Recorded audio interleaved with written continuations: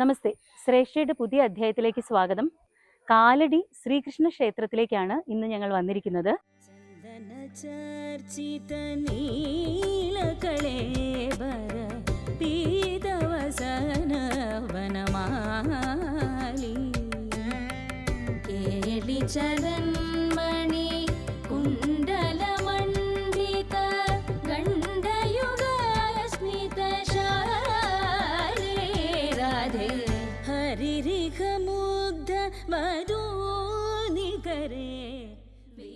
നമസ്കാരം. ഞങ്ങളിപ്പോൾ നിൽക്കുന്നത് കാലടി ശ്രീകൃഷ്ണ ക്ഷേത്രത്തിലാണ്.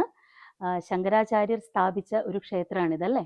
ഇദ്ദേഹം ശ്രീകുമാരൻ നമ്പൂതിരി ഈ ക്ഷേത്രത്തിന്റെ ട്രസ്റ്റിയാണ്. അപ്പം ഒരുപാട് കാര്യങ്ങൾ ഈ ക്ഷേത്രത്തിനെ കുറിച്ച് ഇദ്ദേഹം നമുക്ക് പറഞ്ഞു തരും.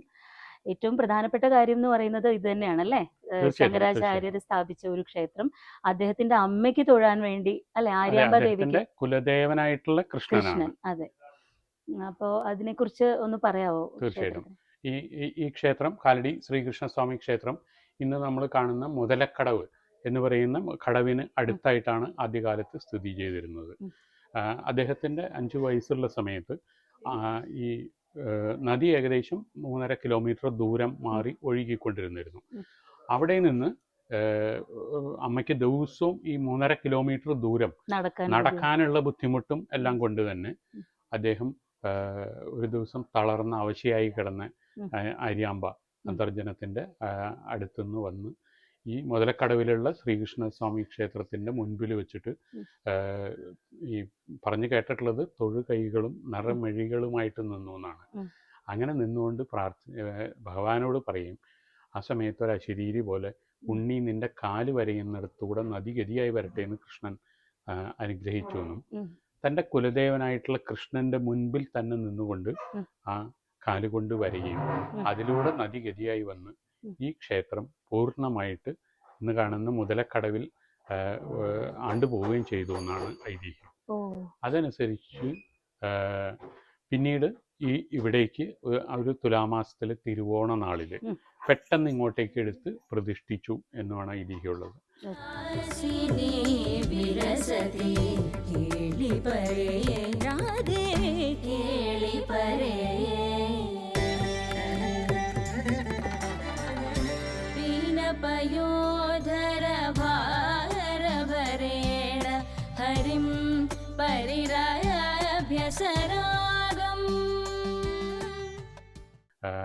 ചതുർബാഹുവായിട്ടുള്ള അഞ്ജനാശിലായിലുള്ള, അതായത് ഗുരുവായൂരൊക്കെ ഉള്ള പോലെ ഡാർക്ക് നീല നിറത്തിലുള്ള, കടും നീല നിറത്തിലുള്ള വിഗ്രഹമാണ്, ചതുർബാഹു വിഗ്രഹമാണ്. പക്ഷെ സങ്കല്പമൂർത്തി 12 വയസ്സുള്ള ശ്രീകൃഷ്ണനാണ്, ചെറിയ ഉണ്ണിക്കണ്ണനാണ്. പാൽപ്പായസവും വെണ്ണ നിവേദ്യവുമാണ് ക്ഷേത്രത്തിലെ പ്രധാന നിവേദ്യങ്ങൾ. കൂടാതെ ശ്രീ ശങ്കരാചാര്യ സ്വാമിയുടെ സ്മരണകൾ ഉണർത്തിക്കൊണ്ട് നമ്മൾ ഇവിടെ വെച്ച് നടത്തിയിട്ടുള്ള ഒരു അഷ്ടമംഗല്യ രാശി പ്രകാരം ആചാര്യസ്വാമികളുടെ നിത്യസാന്നിധ്യം ഈ നമസ്കാര മണ്ഡപത്തിലുണ്ടെന്ന് കണ്ടതിൻ്റെ ഒരടിസ്ഥാനത്തിൽ എന്തെങ്കിലും ഒന്ന് ചെയ്യണം. നട തുറക്കുന്നതിന് മുമ്പ് ഇവിടെ മുൻപിലുള്ള ഒരു തിരി കൊളുത്തിയതിന് ശേഷം മാത്രമാണ് മേൽശാന്തി അകത്ത് നട തുറക്കാറുള്ളൂ. ഇന്നും ഭഗവാൻ ആദിശങ്കരാചാര്യ സ്വാമികളുടെ നിത്യസാന്നിധ്യം ഈ ക്ഷേത്രത്തിലെ ഈ നമസ്കാര മണ്ഡപത്തിലുണ്ടെന്നാണ് പറയുന്നത്.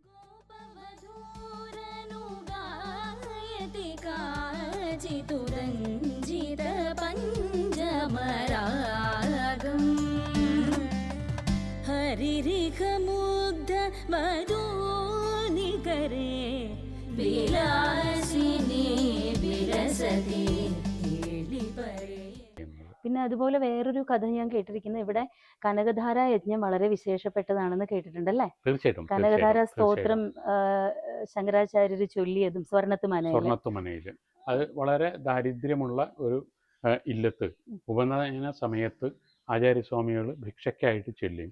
അവിടെ ഒന്നുമില്ലാത്തതിനെ തുടർന്ന് കുറച്ച് ഉണങ്ങിയ നെല്ലിക്കകൾ മാത്രമാണ് ആചാര്യസ്വാമികൾക്ക് കൊടുക്കാനായിട്ട്, ഭിക്ഷയായിട്ട് കൊടുക്കാനായിട്ട് ആ അന്തർജനത്തിൻ്റെ കയ്യിലുണ്ടായിരുന്നത്. കണ്ണീരിൽ കുതിർത്തുകൊണ്ട് തന്നെ ആ നെല്ലിക്കകൾ കൊടുത്തുവെന്നും ഉണങ്ങിയ നെല്ലിക്കകൾ സ്വീകരിച്ചുകൊണ്ട് ആചാര്യസ്വാമികൾ മഹാലക്ഷ്മിയെ സ്തുതിച്ചുകൊണ്ട് കനകധാര സ്തോത്രം ജപിച്ചു ചൊല്ലുകയും അതനുസരിച്ച് ആ സ്തോത്രം തീരുന്ന സമയത്ത് സ്വർണ്ണ നെല്ലിക്കകൾ വർഷിച്ചുകൊണ്ട് ആ ഗൃഹത്തിൻ്റെ എല്ലാവിധ ദാരിദ്ര്യവും ദുഃഖവും എല്ലാം മാറുന്നതിനായിട്ട് ഒരു കൃതിയാണ് രചിച്ച് ചൊല്ലിയത് കൊണ്ട് തന്നെ ഇന്നും ഒട്ടനവധി ആൾക്കാർ ഈ കനകധാര സ്തോത്രം ജപിക്കുന്നുണ്ട്. ക്ഷേത്രത്തിലായാലും വൈശാഖ മാസത്തിലെ പ്രഥമ മുതൽ പഞ്ചമി വരെ, പഞ്ചമിയാണ് ആചാര്യസ്വാമിയുടെ ജയന്തി ദിനമായിട്ട് വരിക, അക്ഷയ തൃതീയ വരെ നമ്മളിവിടെ നിന്ന് ജപിക്കുന്ന സ്വർണം, വെള്ളി, പഞ്ചലോഹ നെല്ലിക്കകളും കനകധാര യന്ത്രങ്ങളും നമ്മളിവിടെ വെച്ച് പൂജിച്ച് ഭക്തജനങ്ങൾക്ക് വിതരണം ചെയ്യും. ആ 3 ദിവസങ്ങളിൽ അത് വീട്ടിൽ സൂക്ഷിച്ചു വെച്ചാൽ ദാരിദ്ര്യം ഉണ്ടാവില്ല, ദുഃഖം ഉണ്ടാവില്ല, ഐശ്വര്യത്തിന് വളരെ വിശേഷമാണെന്നൊക്കെയാണ് പറയണത്. ഒരുപാട് പേർക്ക് അതിൻ്റെ അനുഭവങ്ങൾ ഉണ്ടാവുകയും ചെയ്യുന്നുണ്ട്. എന്തായാലും ഈ എപ്പിസോഡ് കാണുന്നവർ തീർച്ചയായിട്ടും ഈ ക്ഷേത്രം സന്ദർശിക്കണം. മാത്രമല്ല എസ്പെഷ്യലി കനകധാര യജ്ഞത്തിൽ പങ്കെടുക്കുകയും ഈ ഒരു വഴിപാട് കഴിക്കുകയും ചെയ്യുന്നത് വളരെ നല്ലതാണ് അല്ലേ? തീർച്ചയായിട്ടും. ഇത് കണ്ടോ, ഈ വിഗ്രഹത്തിന് നേരെ എതിർവശത്തായിട്ട് ഇവിടെ ഉരുളിയിൽ കുന്നിക്കുരു ഇങ്ങനെ ഇട്ട് വെച്ചിട്ടുണ്ട്. അത് എന്തിനാണെന്നൊന്ന് പറയോ? തീർച്ചയായിട്ടും. അത് നമ്മളിവിടെ ക്ഷേത്രത്തിലെത്തുന്ന ഭക്തജനങ്ങൾക്ക്, അതായത് ദൃഷ്ടിദോഷം മാറുന്നതിനായിട്ടുള്ള ഏറ്റവും ഉത്തമമായിട്ടുള്ളൊരു മാർഗമാണ്. 3 തവണ ഇത് വാരിയെടുത്ത് ആ കൃഷ്ണൻ്റെ വിഗ്രഹം പൂർണ്ണമായിട്ട് മൂടുന്ന പോലെ നമ്മളിങ്ങനെ അഭിഷേകം ചെയ്യണം. ചെറിയൊരു ആലിലക്കണ അല്ലേ? ഇത് മൂടുന്ന രീതിയിൽ നമ്മൾ എടുത്ത് സമർപ്പണം ചെയ്യണം. അങ്ങനെ സമർപ്പണം ചെയ്യുന്ന സമയത്ത് ദൃഷ്ടിദോഷങ്ങൾ, കുട്ടികൾക്ക്, ചെറിയ കുട്ടികളെ കാണുമ്പോൾ, നല്ല ഓമനത്തുള്ള കുട്ടികളെ കാണുമ്പോൾ ഒക്കെ ആളുകൾക്ക് ഉണ്ടാവുന്ന, ആ കുട്ടിക്ക് പിന്നീട് ഉണ്ടാവുന്ന ശാരീരികമായ ബുദ്ധിമുട്ടുകൾ, അല്ലെങ്കിൽ സാമ്പത്തികമായിട്ട് കുറച്ച് ഉയർന്ന രീതിയിൽ നിൽക്കുന്നവർക്ക് മറ്റുള്ളവരിൽ നിന്ന് വരുന്ന ദൃഷ്ടിദോഷങ്ങൾ, അങ്ങനെയുള്ളതെല്ലാം തന്നെ മാറുന്നതിന് വളരെ ഉത്തമമായ ഒരു പരിഹാരം കൂടിയാണ്. അപ്പോൾ ഇനി എല്ലാവരും ഇവിടെ വരിക, പ്രാർത്ഥിക്കുക. ദൃഷ്ടിദോഷം ഉള്ളവരെല്ലാവരും ഇവിടെ വന്ന് ഈ ഒരു വഴിപാട് നടത്തുകയാണെങ്കിൽ അവരുടെ കണ്ണു വെച്ചതെല്ലാം പോയി വളരെ ഐശ്വര്യം ഉണ്ടാകും. അപ്പോൾ തീർച്ചയായിട്ടും എല്ലാവരും ഈ ക്ഷേത്രം സന്ദർശിക്കുക.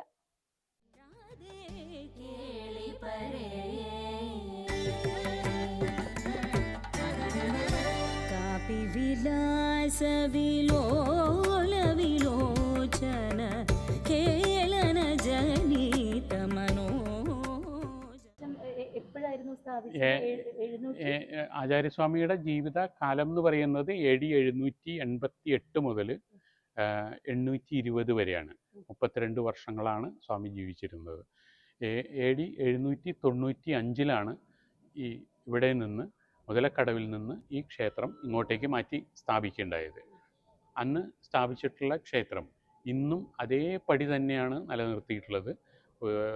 ആനുവലായിട്ടുള്ള ഒരു മെയിൻ്റനൻസും ചെറിയ പെയിൻറ്റിങ്ങും ഒക്കെ അല്ലാതെ ക്ഷേത്രം ഇന്നും ആ പഴയ കുമ്മായത്തിൻ്റെ തേപ്പും കല്ലുകൊണ്ടുള്ള കെട്ടുകളും എല്ലാം തന്നെയാണ് ഇന്നും ഉള്ളത്.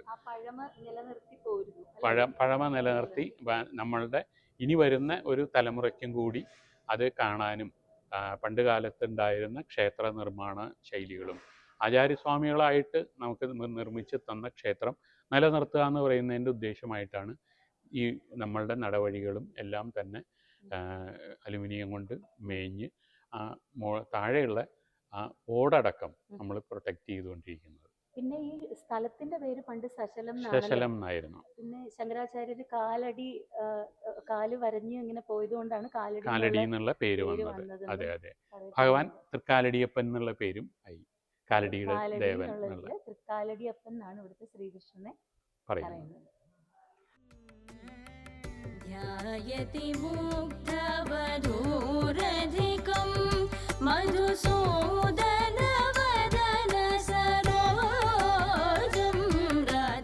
പിന്നെ ഈ ക്ഷേത്രത്തിൽ പ്രധാനമായിട്ട് ഉപപ്രതിഷ്ഠകളുള്ളത് ശിവൻ, പാർവതി, പിന്നെ ഗണപതി. അച്ഛനും അമ്മയും മോനും അല്ലേ? പിന്നെ ഇവിടെ പുറത്ത് ഒരു ഉപപ്രതിഷ്ഠയുള്ളത് ശാസ്താവിൻ്റെയാണ്. ഇത് സങ്കല്പം എന്താന്ന് വെച്ചാൽ നായാട്ടിന് പോയിട്ട് തിരിച്ചു വന്നിരിക്കുന്ന ശാസ്താവ് എന്നുള്ളതാണ്.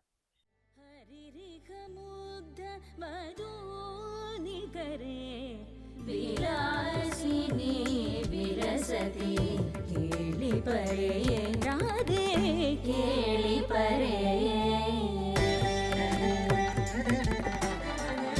काल्पिक पोलतले मिलितालपितुं किमपि श्रुतिमूले കടവില് മുതല കാലില് കടിച്ചു. അതെ അതെ അത് ചെറുപ്പകാലത്ത് ഈ ഒരു ഉണ്ണി മാത്രമാണ് ഇവർക്ക് ഉണ്ടായിരുന്നുള്ളൂ, ശിവഗുരുവിനും ആര്യാമ്പയ്ക്കും കൂടി. അപ്പോൾ അവർ ഈ അത് കഴിഞ്ഞപ്പോൾ ശിവഗുരു മരിച്ചുപോയി. അത് കഴിഞ്ഞപ്പോൾ അദ്ദേഹത്തിൻ്റെ അമ്മ മാത്രമായിട്ട് താമസിക്കുന്ന സമയത്താണ് ഇദ്ദേഹം ഒരു സന്യാസത്തിന് പോകണം എന്നൊരാഗ്രഹം പ്രകടിപ്പിക്കുകയും, അമ്മ നോക്കുമ്പോൾ ഞാൻ മാത്രമാവില്ലേ മോനെ, നീ പോകരുത്, നിനക്കൊരു ഗൃഹസ്ഥാശ്രമിയായി നല്ല രീതിയിൽ വിവാഹമൊക്കെ ചെയ്ത് കുട്ടികളായിട്ട് കാണുന്നതാണ് എനിക്കിഷ്ടം എന്ന് പറയും. പക്ഷേ പിന്നീട് ആചാര്യസ്വാമികൾ തന്നെ പരമശിവൻ ഒരു മുതലയുടെ രൂപത്തിൽ വന്ന് അന്ന് ആ കാണുന്ന കടവിൽ വെച്ച് ഇദ്ദേഹത്തിനെ വലിച്ചുകൊണ്ട് പുഴയിലേക്ക് പോകുന്ന സമയത്ത് ആചാര്യസ്വാമികൾ പറഞ്ഞു, അമ്മേ എന്നെ സന്യാസത്തിനുള്ള ഒരു അനുവാദം തന്നാൽ അതോടുകൂടി ഈ മുതല എന്നെ പിടിവിട്ട് പോകും എന്ന് പറയും.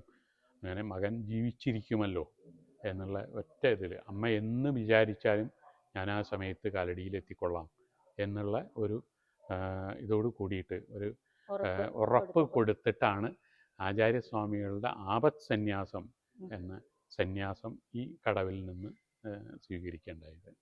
അതെപ്പോഴും ശങ്കരാചാര്യർ എന്ന് പറയുമ്പോൾ ആ ഒരു പിക്ചറാണ് മുതല ഇങ്ങനെ കാലിൽ കഴിക്കുന്നതും ആര്യാമ്പ ദേവി നോക്കി നിൽക്കുന്നതുമായിട്ടുള്ള പിക്ചർ. അത് ഈ ക്ഷേത്രത്തിന്റെ പുറത്തെ മതിലിൽ തന്നെ ആ ചിത്രം ഉണ്ടല്ലേ? അതെ അതെ അതെ. സ്കൾപ്ചർ മുതലയുടെ നേരത്തെ കഥ പറഞ്ഞില്ലേ, അത് ഇവിടെ ഇങ്ങനെ കാലില് മുതല കടിക്കുന്നതും സന്യാസം സ്വീകരിക്കാനായിട്ടുള്ള അനുമതി തരണേന്ന് ചോദിക്കുന്നതും നല്ല രീതിയിൽ കൾച്ചർ ചെയ്ത് വെച്ചിട്ടുണ്ട് അല്ലേ? പിന്നെ ഈ ക്ഷേത്രത്തിന്റെ ഒരു പ്രത്യേകത എന്താന്ന് വെച്ചാൽ കംപ്ലീറ്റ്ലി കേരള ആർക്കിടെക്ചറൽ സ്റ്റൈലിലാണ് ഈ ക്ഷേത്രം പണിതിരിക്കുന്നത്. മ്യൂറൽ പെയിന്റിംഗ് ആയിട്ട്. അത് ഇതിനിപ്പുറത്ത് ഒരു ആശ്രമം ഉണ്ടല്ലോ, ശൃംഗേരി മഠം, അതിൻ്റെ ശ്രേഷ്ഠ എപ്പിസോഡ് ഞാൻ ഇതിന് മുമ്പുള്ള അധ്യായത്തിൽ ചെയ്തിരുന്നു.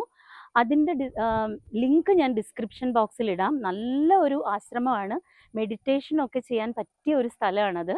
നല്ല പോസിറ്റീവ് വൈബാണ്. ആ ഒരു എപ്പിസോഡ് ഞാൻ ചെയ്തിട്ടുണ്ടായിരുന്നു. അതിൻ്റെയും എൻട്രൻസിൽ വളരെ മനോഹരമായിട്ടുള്ള മ്യൂറൽ പെയിൻറ്റിംഗ് ഒക്കെ നിങ്ങൾക്ക് കാണാം. ഇതാണ് വേദപാഠശാല. ഈ ക്ഷേത്രത്തിനോട് ചേർന്നാണ് വേദപാഠശാല സ്ഥിതി ചെയ്യുന്നത്. ഇനി നമുക്ക് ആ മുതലക്കടവിലേക്ക് പോവാം.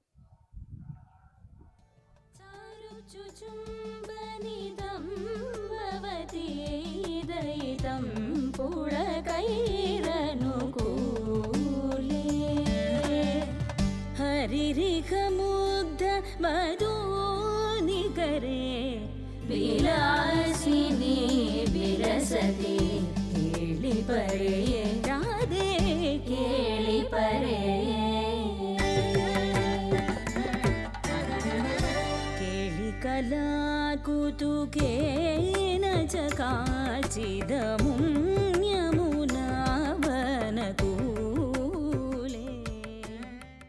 എന്തായാലും വളരെ സന്തോഷം.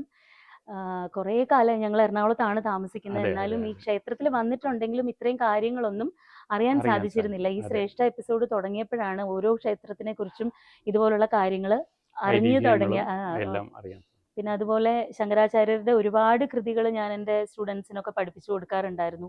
സൗന്ദര്യലഹരി, കനകധാരാ സ്തോത്രം, പിന്നെ ഭജഗോവിന്ദം, അതെല്ലാം എപ്പോഴും പാടാറുള്ളതാണ്. അതുകൊണ്ട് തന്നെ എന്തോ വലിയൊരു ഭാഗ്യം ഇവിടെ സന്ദർശിക്കാൻ സാധിച്ചത്. ശ്രേഷ്ഠ ടിവിക്കും എല്ലാം നല്ലൊരു ഭാവി ആശംസിക്കുന്നു.